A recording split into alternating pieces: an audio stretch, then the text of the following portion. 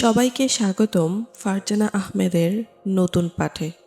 আমাদের আজকের নিবেদন হুমায়ুন আহমেদের কোথাও কেউ নেই এর তৃতীয় পর্ব। মুনার মনে হয় জ্বর আসছে, মুখ তেতো, মাথায় ভোঁতা একটা যন্ত্রণা। সকালে নাস্তা খেতে গিয়ে টের পেল গলা ব্যথা আরও বেড়েছে, গলা দিয়ে কিছুই নামছে না। মুনা ক্লান্ত সুরে বলল, বকুল একটু গরম পানি করে দে, গোসল করব। বকুল সঙ্গে সঙ্গে উঠে দাঁড়ালো। নাস্তা শেষ করে যা, বলা মাত্রই দৌড়তে হবে নাকি? আমার নাস্তা খাওয়া হয়ে গেছে। বকুল রান্নাঘরে ঢুকে গেল। মুনা বলল, মামা কোথায় রে বাবু? সকালবেলা কোথায় যেন গেছেন। নাস্তা খেয়ে গেছেন? না, বকুল বলেছিল চা খেয়ে যেতে। মোনা বিরক্ত হয়ে বলল, বকুল বকুল করছিস কেন? কতবার বলেছি আপা বলতে? আপাই তো বলি, আবার মিথ্যা কথা। চল খাবি। গার্গল করেও লাভ হলো না, পানি বেশি গরম ছিল, মাঝখান থেকে জিভ পুড়ে গেল। বকুল বলল, তোমার চোখ লাল হয়ে আছে, শুয়ে থাকো গিয়ে। মুনা কিছু বলল না। বকুল ইতস্তত করে বলল, ফজলু ভাইদের বাসায় একটু যাবো আপা? মুনা তীক্ষ্ণ কণ্ঠে বলল, কেন? যেতে বলেছিল আমাকে, খুব নাকি দরকার। কি দরকার? জানি নাকি, শুধু বলেছেন খুব জরুরি। বোধহয় বাবির সঙ্গে আবার ঝগড়া টগড়া হয়েছে, সেটা ওদের স্বামী স্ত্রীর ব্যাপার। তুই কেন যাবি? বকুল আর কিছু বলল না।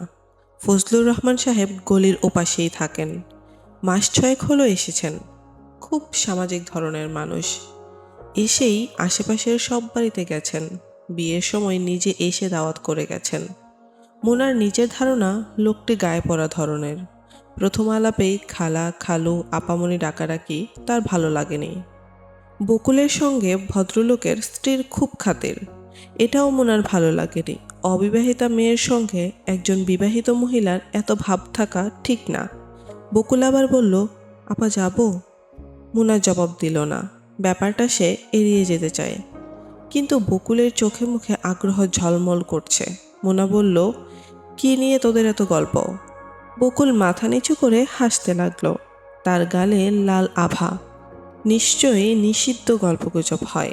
নতুন বিয়ে হওয়া মেয়েরা সুযোগ পেলেই অন্য মেয়েদের সঙ্গে রাতের অন্তরঙ্গতার গল্প করতে চায়। মুনা এই ধরনের অনেক গল্প শুনেছে, শুনতে ভালোই লেগেছে। বকুলেরও নিশ্চয়ই লাগে।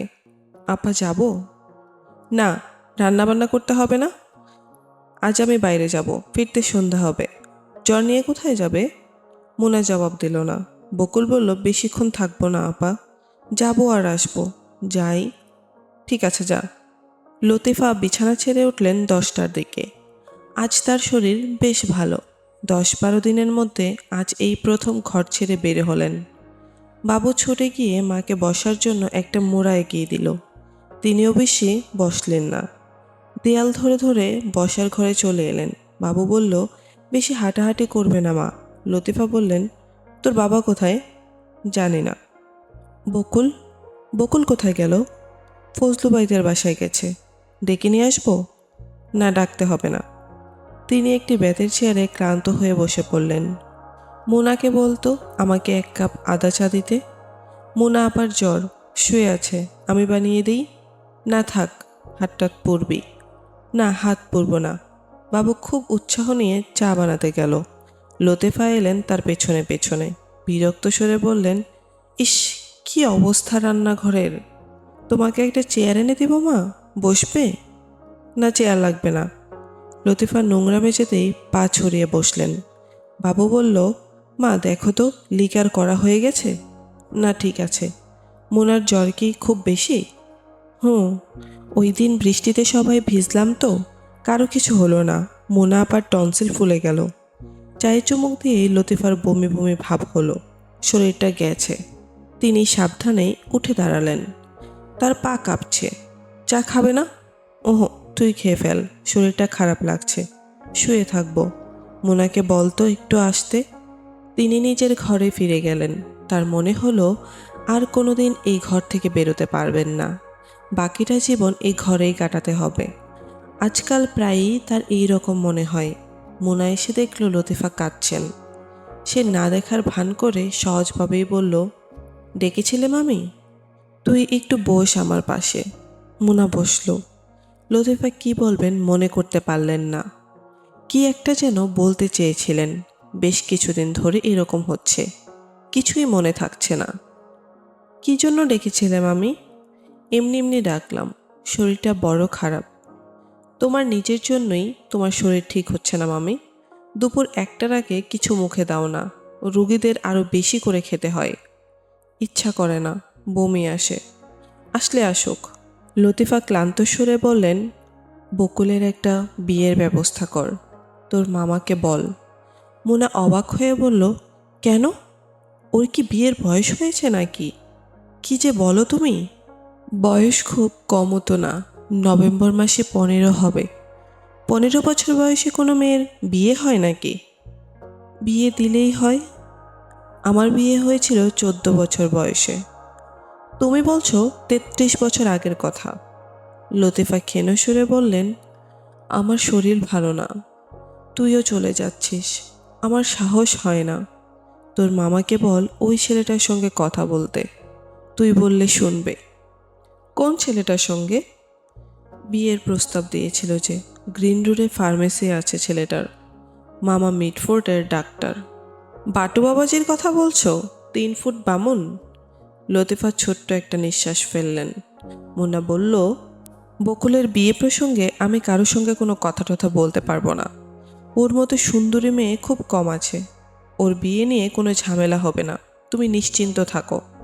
লতিফা মৃদু সুরে বললেন, আমি বেশি দিন বাঁচব না। মুনা বিরক্ত হয়ে বলল, না বাঁচলে? তাই বলে বাচ্চা মেয়েকে ধরে বিয়ে দিতে হবে? এসব কি? তুই চলে গেলে ঝামেলা হবে। কি ঝামেলা হবে? ছেলেরা চিঠি ফিটি লেখে। চিঠি তো লিখবেই, সুন্দরী মেয়েদের এইসব সহ্য করতে হয়। এসব কিছু না। মুনা উঠে চলে এলো। বকুল গিয়েছে 1.5 ঘন্টা আগে, এখনও ফেরার নাম নেই। কখন রান্না হবে কে জানে। মামা বাজার নিয়ে ফিরবেন কিনা তাও বোঝা যাচ্ছে না। মোনা একবার ভাবলো ভাতটা চড়িয়ে দেয়, কিন্তু আগুনের কাছে যেতে ইচ্ছে করছে না। মনে হচ্ছে জ্বর চেপে আসছে। বাবু গম্ভীর হয়ে বসার ঘরে বসে আছে। মোনাকে ঢুকতে দেখে সে কি মনে করে হাসল। মোনা বলল, ছুটির দিনে ঘরে বসে আছিস কেন? বাইরে খেলাধুলা করগে। বাবু আবার মুখ টিপে হাসল। হাসছিস কেন? এমনি। আমার জ্বর কিনা দেখতো। হুঁ, তোমার জ্বর। গায়ে হাত না দিয়ে টের পেয়ে গেলি?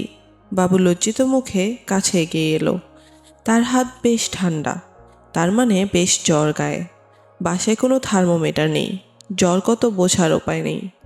মোনা আপা, তুমি শুয়ে থাকো, আমি তোমার চুল টেনে দেব। চুল টানতে হবে না, তুই বকুলকে ডেকে নিয়ে আয়, এক্ষুনি যা। এতক্ষণ কেউ অন্যের বাড়িতে থাকে? বাবু সঙ্গে সঙ্গে উঠে দাঁড়ালো। মোনা আপার কাজ করতে তার এত ভালো লাগে, সারাক্ষণে ইচ্ছে করে কিছু একটা করে মোনা আপাকে খুশি করতে। বকুলই রান্না করলো ভাত, ডাল এবং ইলিশ মাছের ঝোল। শওকত সাহেব ভর দুপুরে বাজার নিয়ে এসেছেন। রান্না করতে তাই 2টো বেজে গেল। শওকত সাহেব 2বার এসে খোঁজ খবর নিলেন তরকারি নেমেছে কিনা। বকুল তাড়াতাড়ি করতে গিয়ে সব কিছু কেমন এলোমেলো করে ফেলতে লাগলো। খেতে বসে শওকত সাহেব কঠিন কঠিন কিছু কথা বললেন। এত বড় মেয়ে সামান্য একটা তরকারি রাঁধতে পারে না কেন, এই নিয়ে তার বিস্ময় প্রকাশ করলেন। গলা টেনে টেনে বললেন, লবণ কি সস্তা হয়েছে?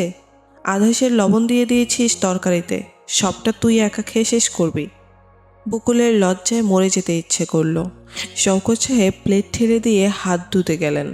বকুল বাবুকে ফিসফিস করে বলল, লবণ কি খুব বেশি হয়ে গেছে? হুম। শুধু মাছটা খা, ডালের সঙ্গে মিশিয়ে খা। তুমি খাবে না? না। বকুল সত্যি সত্যি মুখে কিছু দিল না। নিজের জন্য তার খুব কষ্টও হলো না। এটা তার অভ্যাস হয়ে গেছে, প্রায়ই সে রাগ করে না খেয়ে থাকে। মোনা 2টা প্যারাসিটামল খেয়েছে, মাথা ধরা তবু কমেনি, আরও যেন বেরিয়ে যাচ্ছে। আজ কোথাও বেরোনোর কোনো প্রশ্নই ওঠে না। মামুন অপেক্ষা করে করে মহাবিরক্ত হবে। মোনা ছোট্ট একটা নিঃশ্বাস ফেলল। মামুনের সঙ্গে যে কবার কোথাও যাবার প্রোগ্রাম করা হয়েছে, সে কবারই এরকম ঝামেলা। মোনা আপা, কি কিছু খাবে না? না। মামিকে খেতে দিয়েছিস? মা ভাত খাবে না, রুটি বানিয়ে দিতে বলছে। বানিয়ে দে। আটাটা গরম পানিতে সিদ্ধ করে নিবি, নয়তো রুটি নরম হবে না। ঘরে আটা নেই, বাবুকে দোকানে যেতে বল। বাবু যেন কোথায় গেছে, আমি গিয়ে নিয়ে আসবো? না, তুই কি যাবি? মামাকে গিয়ে বল। আমি বলতে পারবো না, তুমি বলো। ঠিক আছে, আমিই বলবো। শওকত সাহেব কোনো রকম বিরক্ত প্রকাশ না করেই আটা আনতে গেলেন। বকুল বলল, আপা, টিনা ভাবির বাচ্চা হবে। মোনা বলল, এখনই বাচ্চা হবে কি? সেদিনে না বিয়ে হলো? সেদিন না, 6 মাস 11 দিন হয়েছে। তোর দেখি একেবারে দিন তারিখ মুখস্থ। এত খাতির কেন রে তোর সাথে? খাতির কোথায় দেখলে? আর খাতির হওয়াটাও কি খারাপ? বেশি হওয়াটা খারাপ, বেশি কোনোটাই ভালো না। কেন? মোনা প্রশ্নের জবাব দিতে পারল না। সে লক্ষ্য করল বকুল আজকাল বেশ কঠিন ভঙ্গিতে কথা বলছে। এটা ভালো লক্ষণ। মেয়েদের এত পুতু থাকলে চলে না। বকুল বলল, মোনা আপা, ওরা শুক্রবারে কাবলিওয়ালা দেখতে যাবে, ইন্ডিয়ান অ্যাসেম্বলির অডিটোরিয়ামে। আমাকেও সাথে যেতে বলছে, আমার জন্য টিকিট এনেছে। ওরা স্বামী স্ত্রী দেখতে যাবে, তাদের মধ্যে তুই কেন যাবি? আমি তো যেতে চাই না, ওরা জোর করছে। আপা, যাব? শুক্রবার আগে আসুক, তারপর দেখা যাবে। তুমি আগে থেকে বাবাকে বলে রাখবে, নয়তো সে রাজি হবে না। তুমি আজ আর কোথাও যাবে না? না। বকুল মৃদু হেসে বলল, মামুন ভাই অপেক্ষা করে থাকবে। মুনা কিছু বলল না। বকুল তরল গলায় বলল, আমার কেন যেন মনে হচ্ছে তিনি তোমাকে দেখার জন্য আজ এখানে চলে আসবেন। বকুল লক্ষ্য করল মুনা এই প্রসঙ্গটি পছন্দ করছে না। সে কিছুটা বিব্রত বোধ করল। প্রসঙ্গ পাল্টে বলল, তোমার চোখ লাল টকটকে হয়ে আছে, শুয়ে থাকো না। সন্ধ্যার দিকে মুনার জ্বর খুব বাড়ল। শওকত সাহেব একটা থার্মোমিটার কিনে আনলেন। জ্বর 100 দিনের কাছাকাছি। তিনি থমথমে স্বরে বললেন, বৃষ্টির মধ্যে ঝাপাঝাপি, জ্বর তো হবেই। শরীর বেশি খারাপ লাগছে? মুনা ক্লান্ত স্বরে বলল, কানের কাছে ভকভক করলে খারাপ লাগে। তুমি যাও তো এ ঘর থেকে। শওকত সাহেব নড়লেন না, পাশেই বসে রইলেন। বাতি নিভিয়ে দাও মামা, চোখে লাগছে। বাবু বাতি নিভিয়ে বারান্দায় একা একা বসে রইল। বকুল রাতের রান্না জড়িয়েছে। একা একা রান্নাঘরে তার একটু ভয় ভয় লাগছে। সে বেশ কয়েকবার বাবুকে ডেকেছে, বাবু আসেনি। লতিফার পানির তৃষ্ণা হয়েছিল। ক্ষীণকণ্ঠে কয়েকবার পানির কথা বললেন, কেউ শুনল না। তিনি আবার ঘুমিয়ে পড়লেন। বেশিক্ষণ জেগে থাকতে পারেন না, চোখ জড়িয়ে আসে। মোনা বলল, মামা, তুমি আমার পাশে এরকম বসে থাকবে না তো, অন্য ঘরে যাও। তোর কোনো অসুবিধা করছি নাকি? করছো, ভোস ভোস করে সিগারেট টানছো, গন্ধে থাকতে পারছি না। শওকত সাহেব আধ খাওয়া সিগারেটটা ফেলে দিলেন। মৃদুস্বরে বললেন, গ্রিন ফার্মেসিতে বলে এসেছি, ডাক্তার এলেই পাঠিয়ে দেব। মোনা পাশ ফিরল।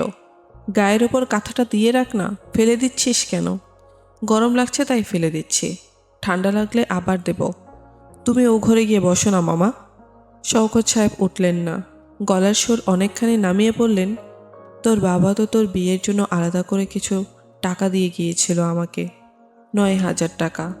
সেই আমলে 9,000 টাকা অনেক টাকা, বুঝলি মোনা? টাকাটা সংসারে খরচ হয়ে গেছে। খরচ হয়েছে, ভালো হয়েছে, এখন চুপ করো। আমি প্রভিডেন্ট ফান্ড থেকে 6,000 টাকা তুলে রেখেছি, তুই নিয়ে নিস, বাকিটা পরে দেব, ভাগে ভাগে দেব। মামা, আমাকে কোনো টাকা পয়সা দেওয়ার দরকার নেই। তোমরা না দেখলে আমার যাওয়ার জায়গা ছিল? তুমি আমাকে যে আদর করো তার 10 ভাগের 1 ভাগ নিজের ছেলে মেয়েদের কোনোদিন করেছো? আর আজ তুমি টাকার কথা তুললে? ছি ছি। না মানে, মাঝে মাঝে তুমি এমন আচরণ করো যে মেজাজ ঠিক থাকে না। কি করলাম? এই যে দুপুরে খেতে বসে চেঁচামেচিটা করলে। বেচারে বকুল কেঁদে কেটে অস্থির, ভাত খায়নি দুপুরে। ননির পুতুল এক একজন, ধমক দিলে খাওয়া বন্ধ হয়ে যায়। চর দিয়ে দাঁত ফেলে দিতে হয় এদের। তুমি যাও তো মামা, ওকে 2-1টা মিষ্টি কথা বলো, আমার কানের কাছে বসে ঘ্যান ঘ্যান করবে না। শওকত সাহেব উঠে পড়লেন। বারান্দায় গিয়েই প্রচণ্ড একটা ধমক দিলেন বাবুকে। বই নিয়ে বসার কথাটা বলে দিতে হবে। বাবু শুকনো মুখে বই আনতে গেল। অঙ্ক বই আর খাতা নিয়ে আয়, গায়ে তো কারো বাতাস লাগে না। শক্ত মার দিলে হুঁশ হবে, তার আগে হুঁশ হবে না। শয়তানের ঝাড়। দুপুরবেলা হুট করে কোথায় গিয়েছিলি? বাবু কোনো জবাব দিল না। অঙ্ক খাতা ও বই নিয়ে বসলো। তার মুখ সাদা হয়ে গেছে। বাবাকে সে খুব ভয় পায়। শওকত সাহেব রান্নাঘরে উকি দিলেন। বকুল বাবাকে দেখে জড়সড় হয়ে গেল। রান্নাঘরটাকে একবারে দেখি পায়খানা বানিয়ে রেখেছিস। গুছিয়ে টুছিয়ে নিতে পারিস না?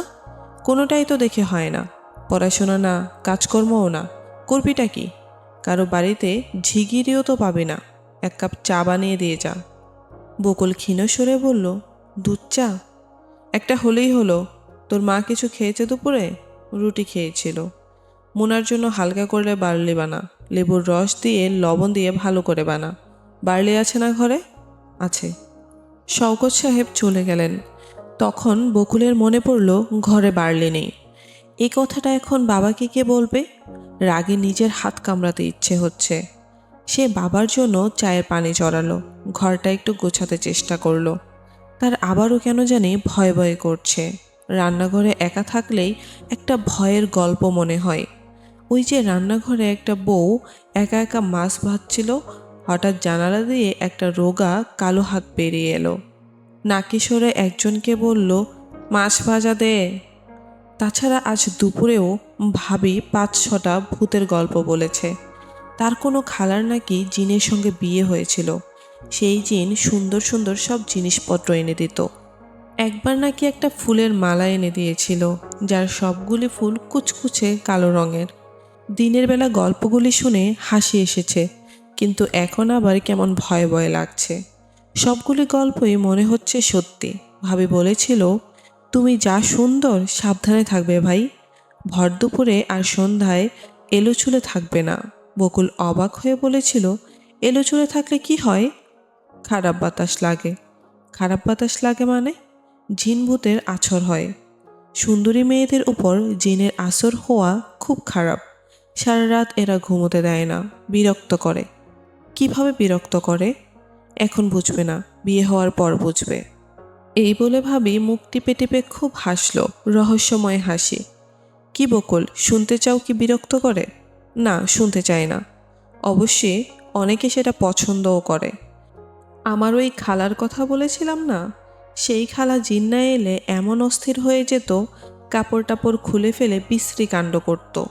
এখন তিনি কোথায় থাকেন? চাঁদপুরে। এখন আর এইসব নেই। খুব ভালো মানুষ।